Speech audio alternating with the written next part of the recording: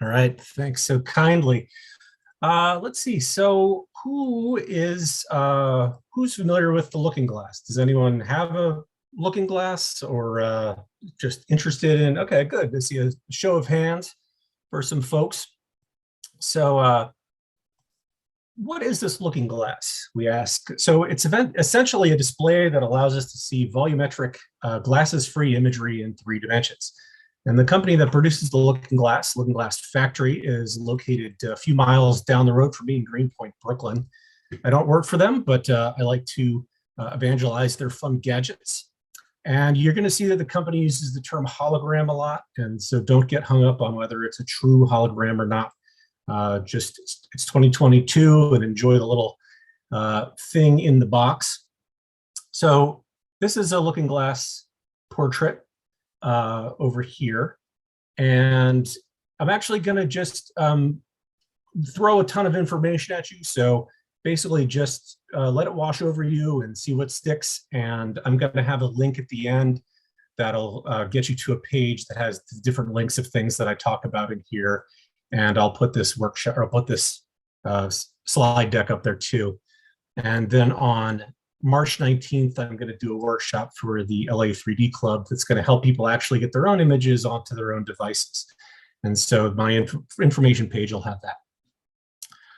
Okay, so here's me holding up this device that we're talking about, right? And so, some of these images are going to be in anaglyph. So if you want to put your anaglyph glasses on, if you have them around, you can pop in and you can see, let's see that Ron's little person has one. So Pinocchio.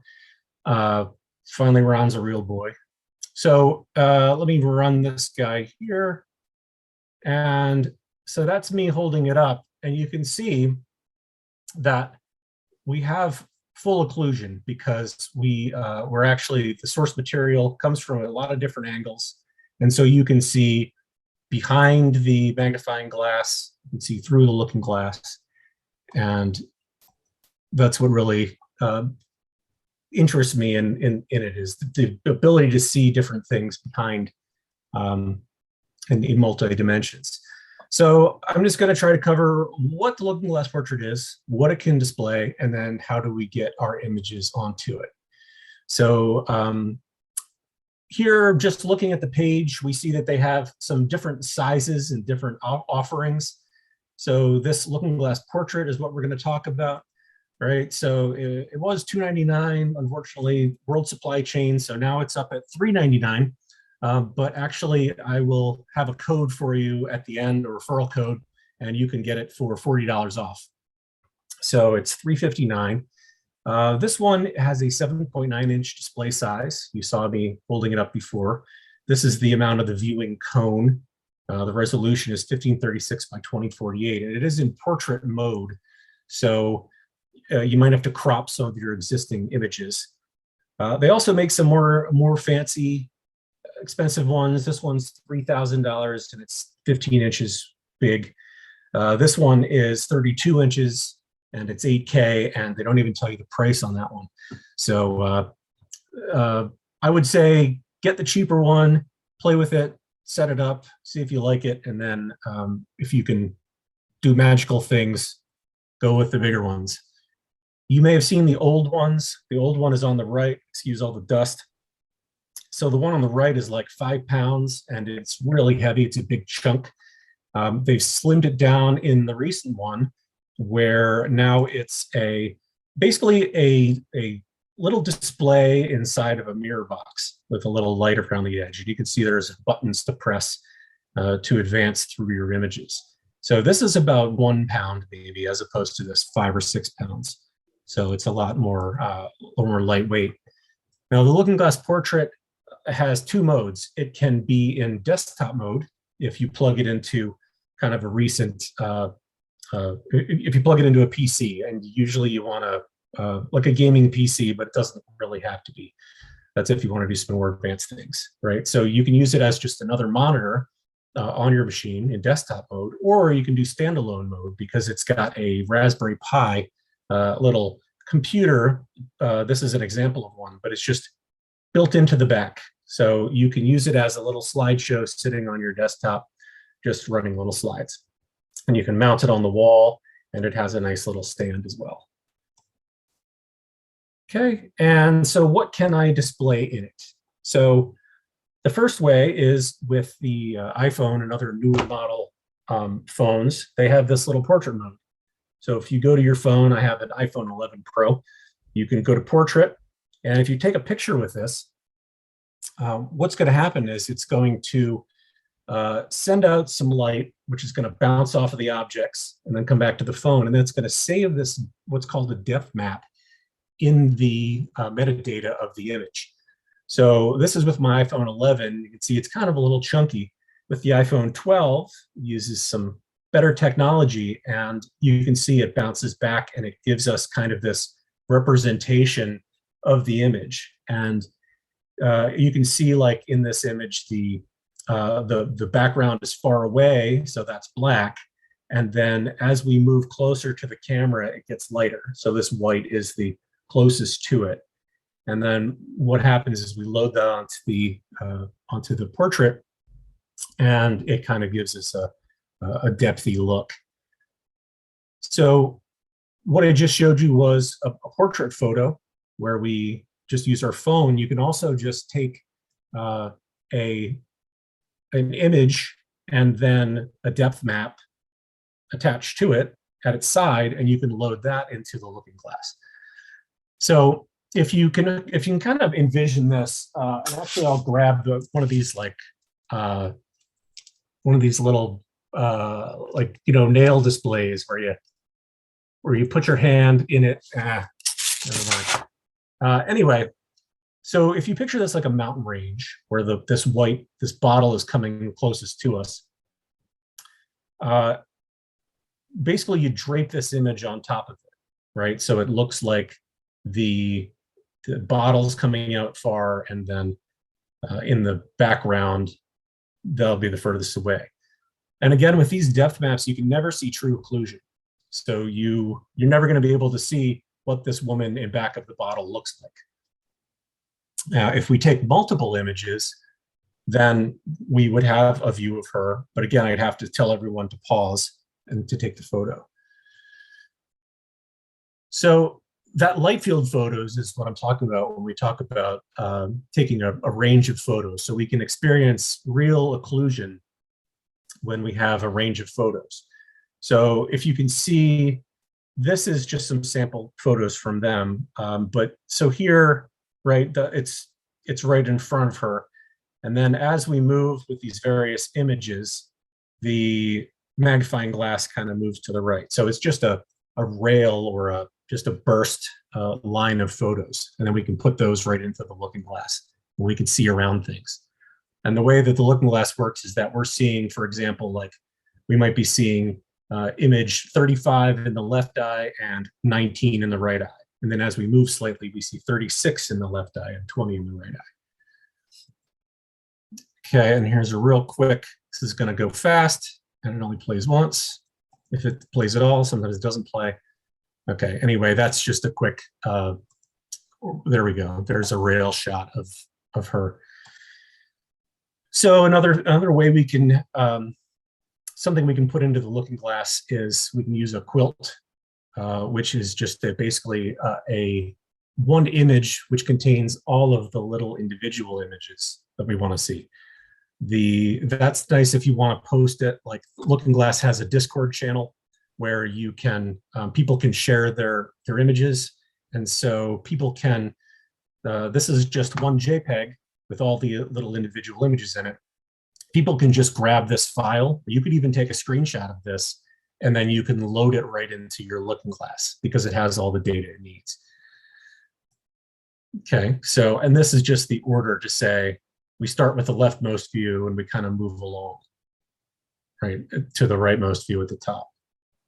So in front of her face, and then all the way to the right, and then everything in between. So here's an image that I took, and afterwards I thought, oh, I wish I had included something hidden behind that little rail on the left. And then it turns out that there actually is, if I pause it, how can Can pause it.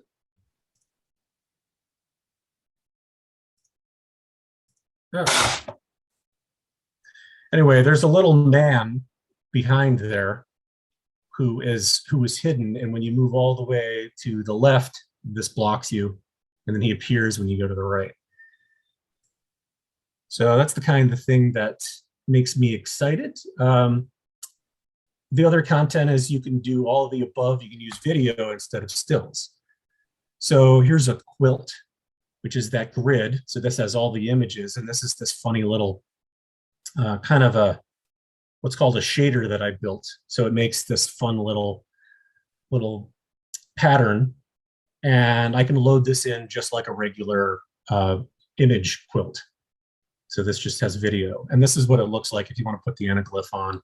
This is what it looks like in the looking glass. That's me pressing the button on the side, and this is kind of the representation. Maybe the colors are weird in anaglyph. But this is another way to get information into the looking glass. This is the only time I'm going to show something kind of more advanced. This is the other 3D, as we call it, right? Like 3D modeling objects for game engines, and you can make little worlds for movies, and you can also make scenes for the looking glass to display. So if you have, let's see, so if I play this, this is something called Unity, and what's happening here is I've loaded a plugin from Looking Glass into this, and it kind of gives me a little area, shows me kind of the view cone of the looking glass. And so that thing you just saw is actually this this wacky morphing thing, and this is the looking glass display right here. So as it pushes forward, it's coming out into the space. Okay, so I wish the angle was better. Anyway, so right, the other 3D, so you can take a 3D rendered model, like if someone has taken a scan of a ball or something, you can load it right in, and you can have it display on your desktop. So that's what a lot of the looking glass community is doing, the non-stereo people. You can also output from a number of different computer programs. So I just showed you one, but you could also have a simple web browser that just displays images right in the looking glass. And I'll have some of those at the very end. So, sorry, just moving back. So you can do depth maps and an image, or you can have a discrete series of images that you can put in there. And I'm not going to talk about depth maps very much, but here's some other methods or some other things you can use depth maps for. You can see these here. You can see this information elsewhere. We're going to push through, and then just you can create depth maps. You can start with a 2D image, and you can go into Photoshop or GIMP, and you can draw, right, that gray, that black and white image that we talked about. You can go into Stereoscopic or Photoshop, and you can make like a gradient. There's this, so on the right-hand side, we have a depth map. So if I wanted to show this globe in my looking glass, I could just say, here's a ball depth map. You can reverse. So whether it's black forward or white forward, it doesn't really matter as long as like you have the option to switch that when you load it into the looking glass. So this will kind of give this this ball some depth. You can use some AI like Midas or Leapix. So here's just this image, and I've used some artificial intelligence, which has tried to figure out like white is the front and black is the background in here. Kind of worked.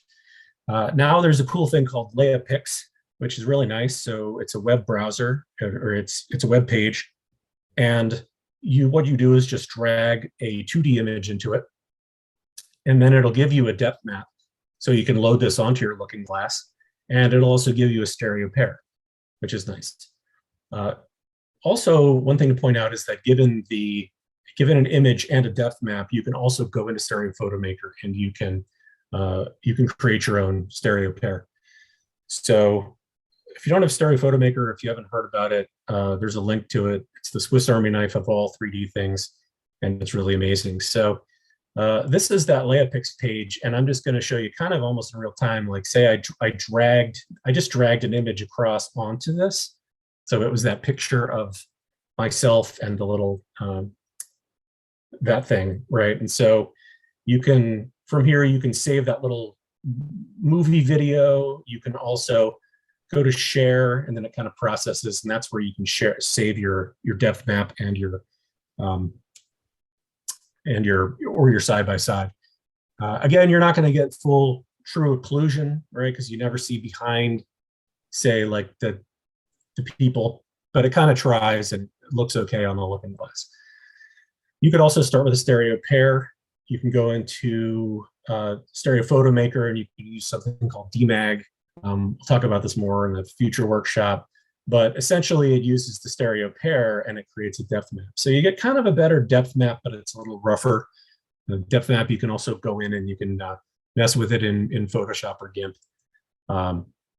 And you can kind of see the difference between doing a conversion from 2D versus 3D there.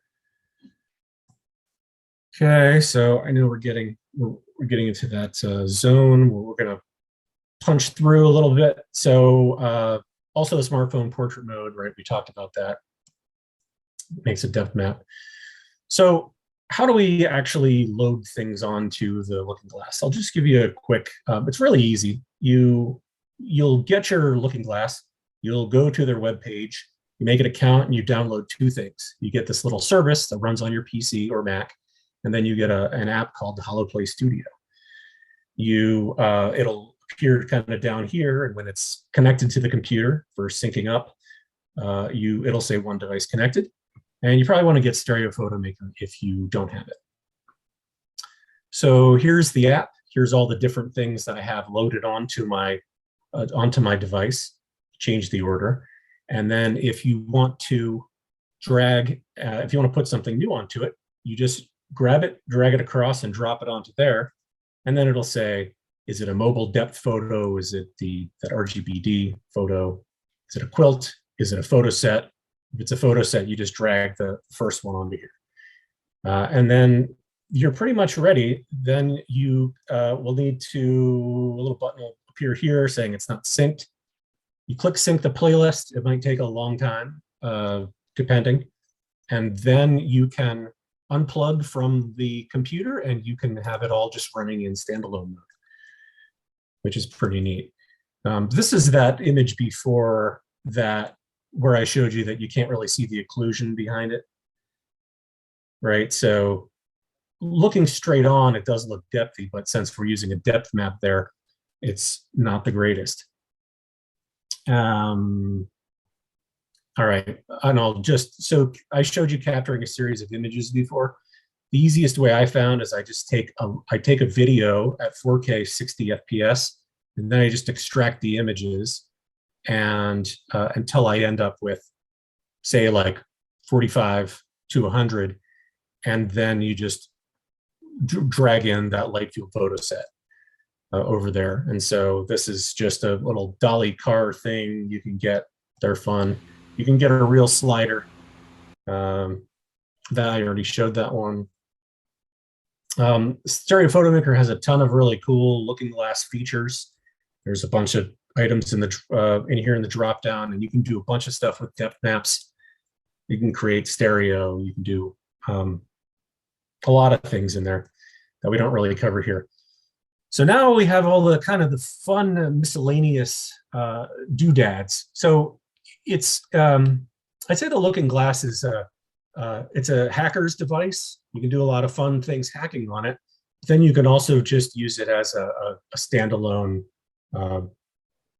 portrait, what do you call them, photo frame. So Looking Glass has a website where they have what they call hologram drops. And so there will be a number of different images, and you can just click on a button and it just puts it right in your Looking Glass, which is really cool. And you can also submit your own information there and get your artwork put on their site. So it integrates really well with the browser. There's also an app that someone created where we have our side-by-side. And what this app does is it creates a quilt. And remember, we're used to thinking about a quilt as being like this image and then another image, another image, another image. If you want to just do a regular stereo pair, then what this does is it makes these 6 are the left and these 6 are the right. And so it kind of reproduces the old regular stereo pair without kind of the depth, because with depth you get kind of some artifacts, but you do get some real kind of depthy way. So this is again going to be kind of an anaglyph, but it gives you an idea about how this is how a regular depth map works. And then over on the right-hand side, you're going to, as you move, it's going to switch from regular 3D to pseudo 3D. So it's a little bit jarring to mix the two, but it's just nice to point out that somebody has made kind of this hack and it works decently. Okay, Masuji Sudo, who makes Stereo Photo Maker, has made a lot of really cool web apps, and Looking Glass's software covers a lot of those things now, but what's nice is that he has some web apps, and they're on, I have the link on my page. There's support for 180 and 360 images. So if you have a 3D 180 or a 3D 360, you can drop it right onto the browser, and then you can kind of move around and on the Looking Glass. That's pretty neat. Holographic Earth was just posted the other day. That will allow you to find, much like the map at the beginning of this meeting, but you can just press a button and then it just shows in depth in the Looking Glass. There's a guy who, this is my last slide, by the way. There's someone who has made a virtual Looking Glass in AltSpace, in virtual reality. So this is Grugir, and then you can actually see this Looking Glass with all the occlusion inside VR. And this guy actually created it without having seen the original, the actual physical device. So it's kind of a wacky, futuristic world we have. There's another website where you can go and put your quilts, so you can view a simulator of a Looking Glass. You can move it around. It's not in 3D, but you can kind of move and see the occlusion. There's a plugin that you can just, like Facebook 3D photos, all that is a depth map and an image. So you can go onto Facebook, and then you can just be viewing the Facebook 3D photo right on your portrait as you browse. There's a music visualizer app. There's a way to play video games on the Looking Glass. Bunch of other wacky stuff. So, like I said, I'll throw a lot of stuff at you, see what sticks. Here's a link for the referral code. Here is here's a little, I'll paste the link in the chat, but if you screenshot this or whatever, or take a picture with that, you can get to that magical page. So that is about it. Sorry I went over. Does anyone have any questions?